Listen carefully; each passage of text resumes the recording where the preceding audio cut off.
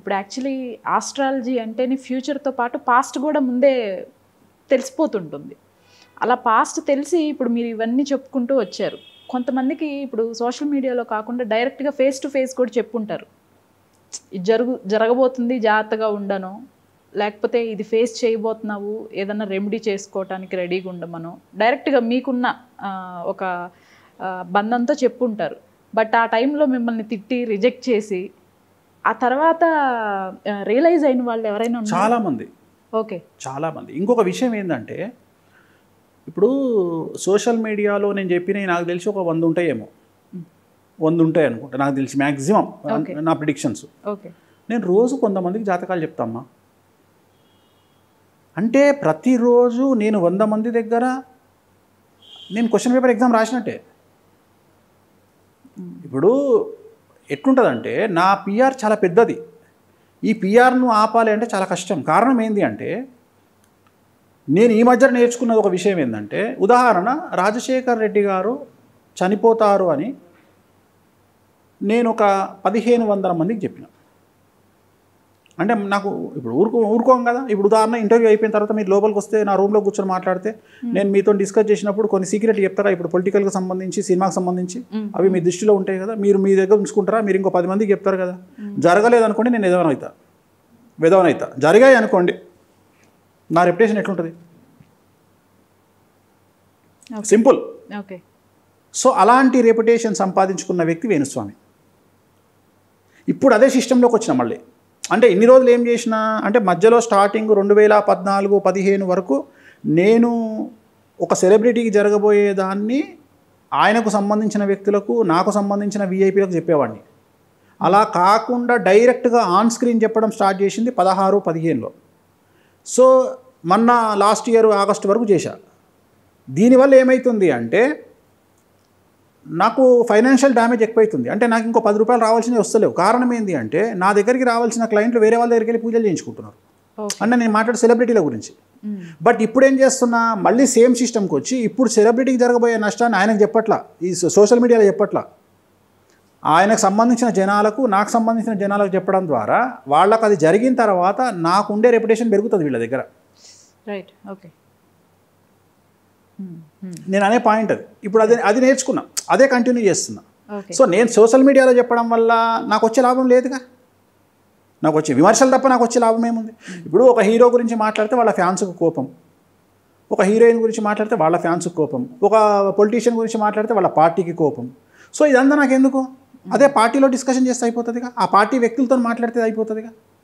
అంటే బయట చెప్పకుండా ఇప్పుడు ఉదాహరణ ఒక పొలిటీషియన్ చనిపోతాడో నేను చెప్పాలనుకుందాం, నేను స్క్రీన్లో చెప్పట్లా, ఆ వ్యక్తికి సంబంధించిన పార్టీలో ఉండే ముఖ్యులకు చెప్తున్నా.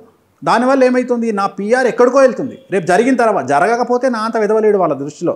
ఆల్రెడీ ప్రభాస్ గారి గురించి ఒక ప్రిడిక్షన్ చేశారు. ఇప్పుడు ఇండస్ట్రీలో జరుగుతున్నవి అంటే మాకు వాస్తవాలు తెలుసు, ఆయన హెల్త్కి సంబంధించి కానీ ఈ ప్రిడిక్షన్ నిజంగా నిజం అవ్వబోతుందా ఏంటి? వెయిట్ చేయండి, ఒక 6 నెలలు ఒక బాంబు అయితే పడబోతుంది. వెయిట్ చేయండి. నేను ఎవరికి చెడు జరగాలని కోరుకోను.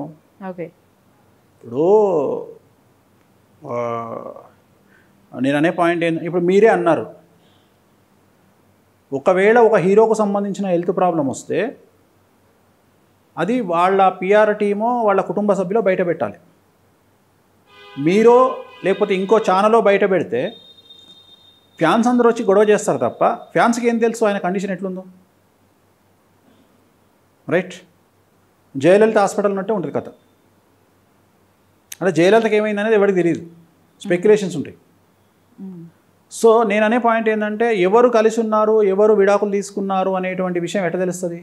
ఈ జనరేషన్లో గ్రే డైవర్స్ అనేవి పెరిగినాయి.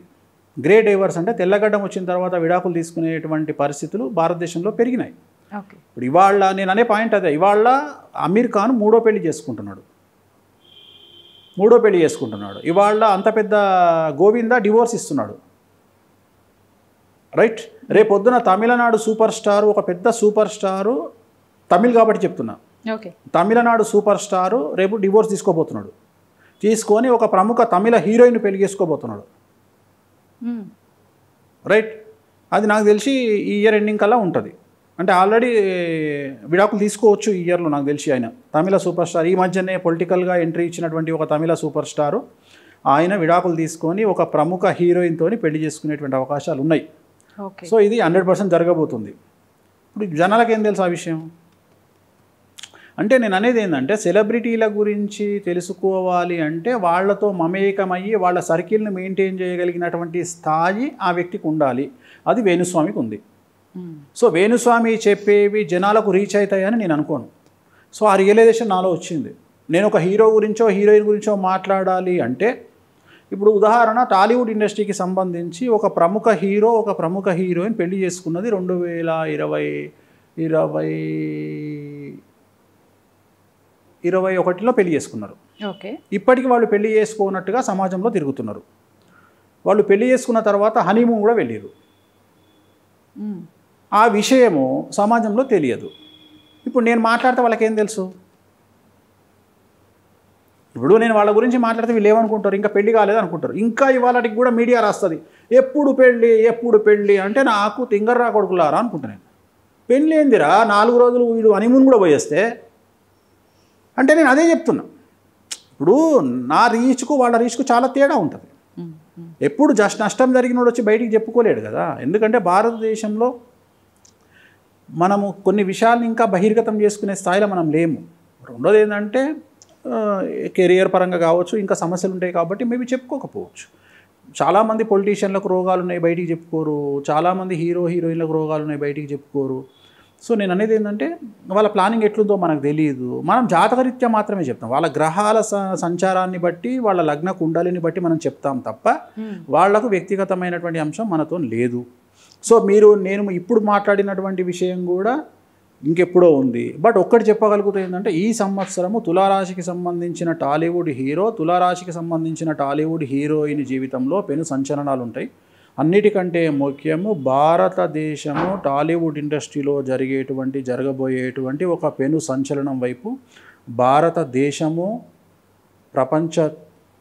భారతీయులు, ప్రపంచంలో ఉండే తెలుగు వాళ్ళందరూ మన వైపు తలదిప్పుకునేటువంటి పరిస్థితి వస్తుంది. బాధాకరం.